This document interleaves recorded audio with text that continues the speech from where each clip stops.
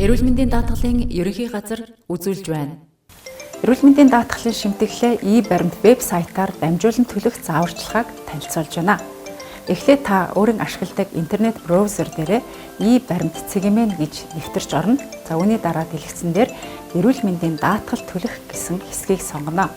Ингээд дэлгэцэн эрүүл мэндийн даатгалд төлөгч тухайн хүн маань регистрийн дугаараа бичиж оруулаад шалгах товчийг дарна. Ингэснээр дэлгэцэн эрүүл мэндийн даатгал төлөлтийн талаарх мэдээлэл гарч ирэх бөгөөд ногоон өнгөөр тэмдэглэсэн нь төлөгдсөн, улаан өнгөөр тэмдэглэсэн төлөгдөөгүй гэсэн мэдээллийг агуулна. Ингээд та улаан өнгөний уртлын он сарыг чагталж сонгох бөгөөд үүний дараа даатгуулагчийн төрлөө сонгоно, мөн харьяалах дүүрэг хороогоо сонгоно. Ингээд төлөх товчийг дарах бөгөөд дэлгэцэнд QR гарч ирнэ. Энэхүү QR кодны зургийг дараад өөрийн ашигладаг интернет банкаараа дамжуулан эрүүл мэндийн даатгалын шимтгэлээ төлөх боломжтой. Ингээд та бүхэн байгаа газраасаа хүссэн үедээ эрүүл мэндийн даатгалын шимтгэлээ e-баримт вебсайтаар дамжуулан хурдан шуурхаа төлөөрөө.